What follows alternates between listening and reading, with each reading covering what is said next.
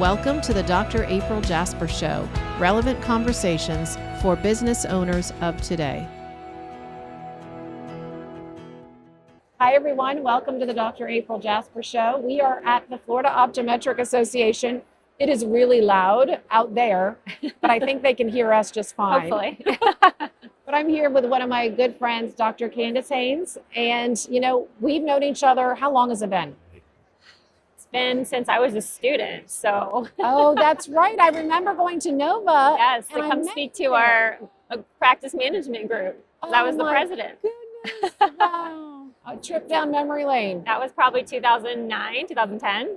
And now you have your own practice. I do. Tell us about that. I have my own practice. I bought it 10 years ago in Delray Beach, Florida. I bought it from another previous owner.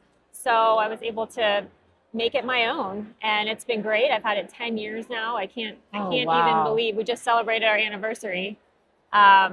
Kids, family, husband, everything, and we're making it work. So I love it. And you're bringing your staff, all your team to this event, right? The whole team is coming. They're on their way right now. So think back to, you graduated from school, because students listen to this too. Mm-hmm. So I'd love that you kind of can give them some advice as well. Sure. But you just got out of school. Now, what do you do? Where did you go? How did you decide what was next? So for me, I had personal reasons, but I wanted to do a residency. So I decided to do a residency in cornea and contact lens for two reasons. One is I felt like I didn't learn enough in school yet to be able to do it by myself. And the other was my husband was in the Keys, stationed in the Keys. And so I was like, okay, I need a year break here so I can figure out what's next. And so, but I got the residency I wanted, and I was able to go do my residency at Nova in contact lenses. And then from there, I started talking to other doctors and asking them like, hey, do you want anybody to come work with you? That's the most important thing, in my opinion, is networking. And I got to meet you. You took me to Vision Source meetings. You took me to FAAO. You're like, come to all these meetings. And I met a lot of doctors that way and was able to get myself in the door. Do you feel like your colleagues, our colleagues, were helpful? Did you hit roadblocks, or would you say that's good advice to give any student that's graduating? I didn't. I mean, I felt like everybody was really helpful, and, if somebody wasn't able to say, hey, have me all week, like I was able to work with you for a certain amount of days. I was able to work with another doctor, which you introduced me to, and then they introduced me to somebody else. So I was able to fill all of my days without having any struggles. Did you ever think that you would be in practice by yourself, like in private practice? That was my goal. Yes. So I did. And I'm a little more apprehensive. My husband's a good pusher, which is why we work well together. But yeah, that was definitely my goal. It's either I buy into a practice as a partner or something like that, or have my own practice. I just didn't know how that was going to happen. So you kept your options open. Yeah. And how long after school, after graduation, was it before you bought your practice? It was 4 years after residency, I bought my practice. So 4 years, I jumped right in. And what was it like? That's intense. It's not easy. It's not for the faint of heart. It's definitely not. I mean, having your own practice, there's so many different things you have to learn in the field that you don't learn in school or being an associate. You really don't learn those things until you're in it. So it took a while, but once I got there, I mean, now it's smooth sailing. So if you think back, you say there was a lot that you had to learn. What is one thing that stands out? Insurance. Okay. Insurance. That's how you get paid, You have to know what's the right way to work with it and not work with it. Did you stop taking any insurance plans? I did. Yeah, I did. I dropped a few of the vision plans for sure. I only take 3 right now. I think we're about the same. And I think sometimes patients, they may not understand that, but I've explained it. Have you had to explain it to patients too? Yeah. And some of them are like, you know what, you're worth it. I don't care. I'll come see you. Yeah. And I'm like, great, and if not, then, it is what it is, and they can go wherever they like. Yeah. I mean, we can't be everything to everyone. We can't. That was an early lesson I had to learn too. Yeah, it's hard because you And- want to please everybody. Exactly. I'm a pleaser. And you feel somehow upset or responsible Yeah. if everybody isn't happy with what you're doing. Yes. But that was definitely a lesson I had to learn early on. Yeah. Any scenarios that stand out of patient experiences that you learned from, and maybe a lesson a patient taught you? Good lesson or Yeah, bad lesson? I don't know. You can use either one. So yes, I've had some patients that, you know, a lot of people, this is like on the bad side, right? So I've learned documentation is really important, Yeah. having a form for everything to back up what your policies are so Yeah, that everybody clarity. understands. That's good. Kind of learned that the hard way though, because you know you learn from somebody and then you're like, well, I'm not going to let that happen again. I'm going to change that. Yep. As far as positive experiences, I mean, I learn from my patients every day. I learn something new. I always make a point to get to know them all, and Right. I get to learn from them every day. It's true. So you've also been a patient. Is Yes. there, I know you have a story that's Yes. near and dear to your heart. If you can get through it, Yeah. I think there's a lot that people can learn from your story, Kandace. Tell us a little bit about what you had to go through as a patient while being a doctor and a mom, Yes. a daughter, a wife. Yes. Go ahead. So, well, I bought my practice in 2016. I had a 1-year-old at the time. I had another baby in 2017. And in 2019, I was diagnosed with breast cancer. So that was like, oh my gosh, like where did that come from? In fact, this month is the month that I was diagnosed in 2019. Oh my gosh. So, and I'm free and clear and healthy, thank goodness. Yep. But that was challenging. You know, they tell you to get all these insurances, get disability. I had it all. I didn't use it because it's so hard to make it work. But I went through all the procedures. I went through chemotherapy. I went through radiation. I went through surgery. And I worked through all of it. I took off days for my chemo treatments and obviously my surgery because I couldn't work. And luckily, my colleagues came and worked for me at my practice just to keep it going. So I had to take like 3 weeks off for that. Wow. So yeah, I mean, that was definitely tough, but I did work through it. Some of my patients never even knew. They didn't even have a clue Wow. that I was going through anything.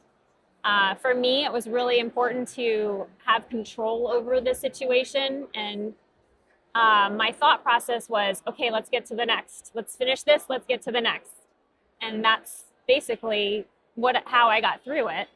Once I started chemo, my big thing was I wanted to keep my hair. That was huge for me. I didn't want to look sick because I didn't want people to pity me. Yeah. I didn't want them to feel bad for me. This was something I had to deal with, but I didn't want people, oh, I'm so sorry. I didn't want that. Right. So I cold capped, I kept my hair during the treatment. So that's why my patients, some of them now, like years later, they're like, I didn't even know. I'm like, yeah, you were here. I don't even know what that is. So it's a negative 30-degree device, well, not device, like ice that you put in dry ice, and you put it on your head so that when the chemo goes into your body, it doesn't affect the follicles Oh my God. as much because it freezes the follicles. Wow. So that was on top of doing all the therapy, which is hard enough as it is. Every 20 minutes, my husband was there with me every day. My friend Beth was there with me every treatment, and they would switch them out every 20 minutes. And now I'm on all these drugs trying to like stay awake, but they're switching out this cold cap every 20 minutes. Oh my gosh. So And it worked? it worked. It worked for me. I felt like me, and Right. that's what was important for me. Right. So, And you didn't look a bit different through all of it. Like people didn't really know. I mean, I look back and I feel like I did. But yeah, I mean, they didn't ask if they did know, Yeah. but most people have said that they didn't. So I hit it well, I guess. Yeah. Well, and it's not like you're telling people that they all have to do it your way. No. But that was the way you that was needed it. me. Like it was me. That's how I wanted it. I wanted to be in control. when you have a diagnosis like that, or you have something that faces you that's that severe, Yeah. I had a 2-year-old and a 4-year-old waiting for me, right? So I had to be strong. I didn't want them to see, I never told them. I never had the conversation with them because they were so little. Yes. So I wanted to be strong. So I wanted to be in control of whatever I could be in control of. Yeah. So one thing was keeping my hair. They're like, that's not going to work. The doctor's like, you can't do it, whatever. And I was like, I'm going to do it and it's going to work. So I did it. So you researched it on your own? I did. Oh my gosh. They didn't have it at the facility. Now they do have options at the facility, but they didn't when I did it. That was all on me. We are grateful to have OcuSoft as a sponsor of our show. Since 1986, OcuSoft has served the community with a unique selection of proprietary brands, from dry eye care and protection with Retain line of artificial tears to eyelid hygiene with OcuSoft Lid Scrub eyelid cleansers essential for maintaining healthy eyes. Zoria Skincare from OcuSoft offers revolutionary products for people with sensitive skin and eyes. Thank you to OcuSoft for being the #1 doctor-recommended brand of eyelid cleansers and providing patients and doctors with products and supplies to continue to keep our eyes healthy. Let's go back. Uh-huh. You did that, and then you went through that 3 weeks. For the cold capping? Yes. No, that was from August through January. Yep. So I did treatment at first. It was every 3 weeks. And then, every 2 weeks. And then I went every week up until January. So Oh my gosh. it was long. Yeah. So after you did that, then what was the next step? So you went through your treatments. So the next step was surgery. Okay. Yep. So I had a double mastectomy. And then I had expanders put in so that I could do radiation. So then I did radiation. I did like basically a whole month, every single day for a whole month of radiation. Then I had to go back and do surgery to put the implants in after the expanders came out after the radiation. So when you were going through it, you probably weren't in the mood to have conversations with people, right? I mean, not about that as much. I don't think I was prepared to. Yeah. But I did. I mean, I was tired. You know, the drugs really kind of take it out of you. So I was really tired. So I would come to work sometimes and I'd sleep a little bit. I'd take a nap and then go down and see some patients. But I mean, that's what kept me going, was being there every day and being able to interact with them. And my staff was on point. Wow. Luckily for me, they were amazing. When did you start to have conversations with people about it? When did you feel like, you know what, I need to share my story because I know it's going to be it's going to help others? So I think once I was on the other side of it, you know, once I was out, once I looked normal, I looked healthy, in my opinion. I was able to then talk, because I had patients coming in and they were like, oh, I was just diagnosed with breast cancer. And I'm like, well, welcome to the sorority that we didn't choose to be part of. Yeah. And we would talk about it. And I talked to some of my patients who had it previously. And I mean, they were just so open to help me, because giving somebody that positive feedback and that, hey, you can do this. Wow. Look at me. I made it through. So can you. It's just, that's what you're looking for. You need that validation. Oh my gosh. I can't even imagine. I mean, nobody knows what it's like until you're there. It's true. But the people that now you like, what about your patients? You have patients, I'm sure, that knew you because you shared. Yes. And probably even now, somebody's going to be diagnosed. What is the prevalence? It's 1 in 8 women. Yes. Wow. 1 in 8 women. So it happens more than we want to ever think about, unfortunately. And it's happening younger and younger. Why? I don't know. But I mean, I learned a lot from it. I feel like it's just a chapter or a speed bump in my life. I went over it and moving on. And like you said, I can share my story and help others who are going to be, hopefully they don't, but if they do, they have me to talk to. It's a learning curve. Yeah, sure. But for me, it was almost not a blessing. I wouldn't say it was a blessing per se, but I feel grateful that I made it through. Yep. And that I can talk to other ladies some men too, Right. that are going through this, and help Wow. them get to the other side of it. I love that you're willing to share. I love the fact that there are so many other people that have had their lives changed because of what you've done for them. And like you said, it isn't something you want at the moment, Right. but we've got to take the things that happen to us and turn them into what we can. How we can make it happen. Exactly. Yeah, make it better. That's Yes. right. Yes. So I ask everybody a question. You ready for this one? I love to know, what advice would you give your younger self? What advice would I give my younger self? Take more business classes. That's a good one. I think that's important. I think health is really important. You take that for granted as a younger person. So I was pretty healthy, but I could have done better. So I would say that's one thing I did. I changed everything since that diagnosis. And that's one thing I would probably wish that I would have started with. So now you're going to have to tell us what did you change? What are some things you would have done different? I've changed my diet. How? A lot of inflammatory foods, like the inflammatory oils, gluten, dairy, take that all out of my diet. I changed my cleaners in my house. Everything is very organic, very easy. Like I buy them and you mix them. It's no Clorox, no Pledge, like nothing that is toxic. Wow. No candles, no air fresheners. All of that is toxic to your system. So I learned that hair products, makeup, everything. I mean, I had to revamp everything, and I read every label now, which I wasn't as good at doing before. What's in a label that you avoid?